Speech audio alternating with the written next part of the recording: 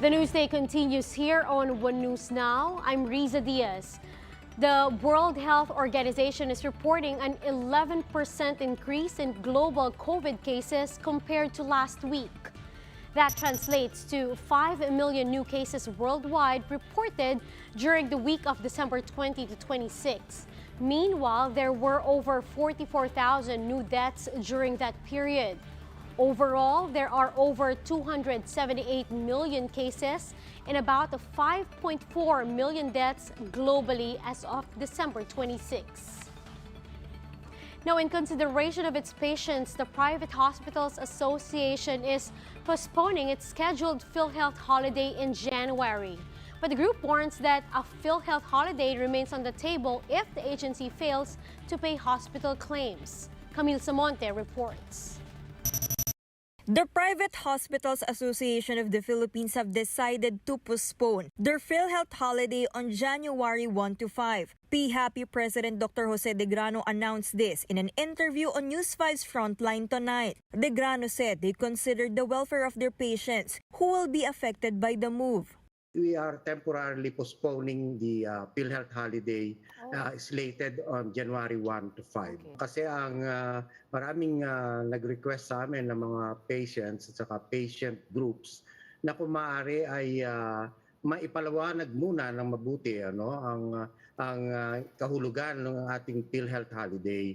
Nang sa ganoon po hindi mabigla masyado ang ating mga pasyente.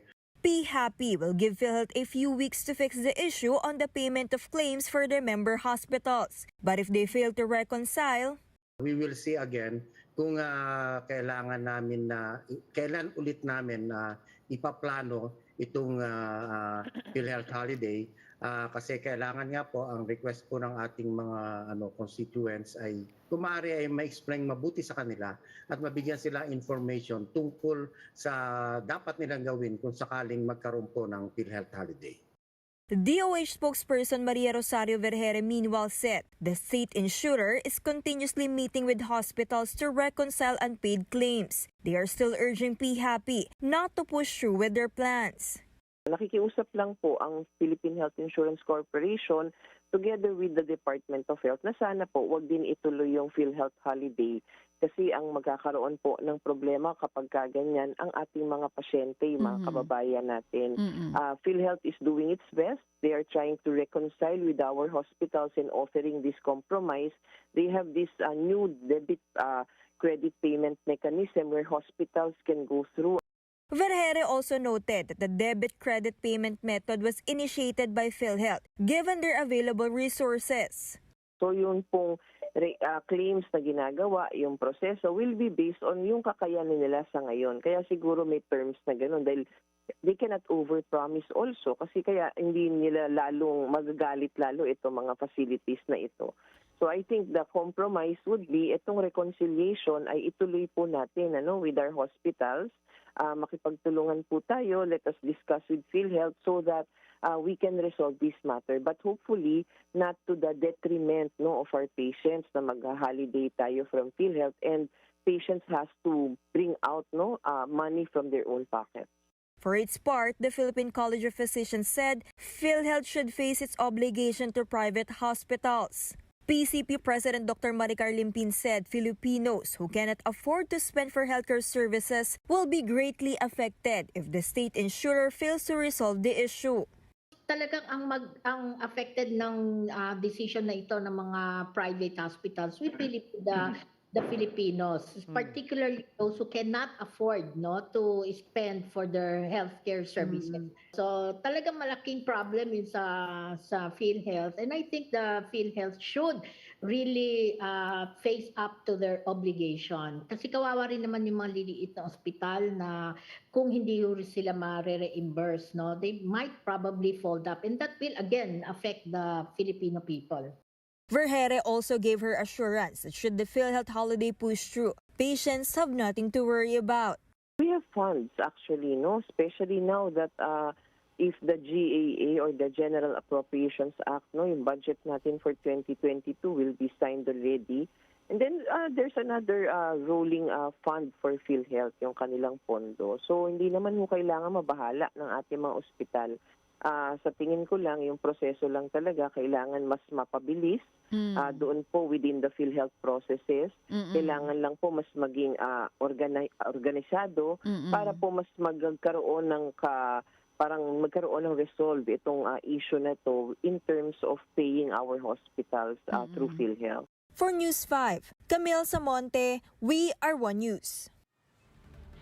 Results of an SWS survey shows that a big majority of Filipinos are entering the new year with hope rather than fear. The survey conducted from December 12 to 16 found that despite the pandemic, 93% of adult Filipinos are hopeful as they welcome 2022. SWS notes that this figure is not significantly different from the 91% recorded last year. However, both readings are now below the 96% recorded in 2019 or before the start of the pandemic. On the other hand, 7% of Filipinos will enter the new year with fear, unchanged from 2020. Now, with 2 days left before we welcome 2022, let's check in on the prices of fireworks in Bocaue, Bulacan. Let's get the latest. JC Cosico is joining us live from Bocaue. JC, good morning. Can you give us an estimate on how many patrons are already there currently at Bocaue to buy fireworks? Riza, we have no count yet on the number of shoppers here in Bocaue, Bulacan. But since this morning, we've seen shoppers coming and going here to buy their fireworks and firecrackers to welcome the new year as some shops remain open for 24 hours. Riza. JC, are there differences in prices? How much are they this year? And perhaps can you compare it to last year? And how about the vendors? Have they already raised or increased their prices since, of course, it's 2 days before the New Year's Eve? Riza, according to some vendors, select items of fireworks increased, just like Fountain, which cost 25 to 200 pesos, Lucy's 80 to 400 pesos, and aerial fireworks from 800 to 15,000 pesos. Now, according to some vendors, the price increase was due to limited supply because of the lack of chemicals in making these fireworks. Riza.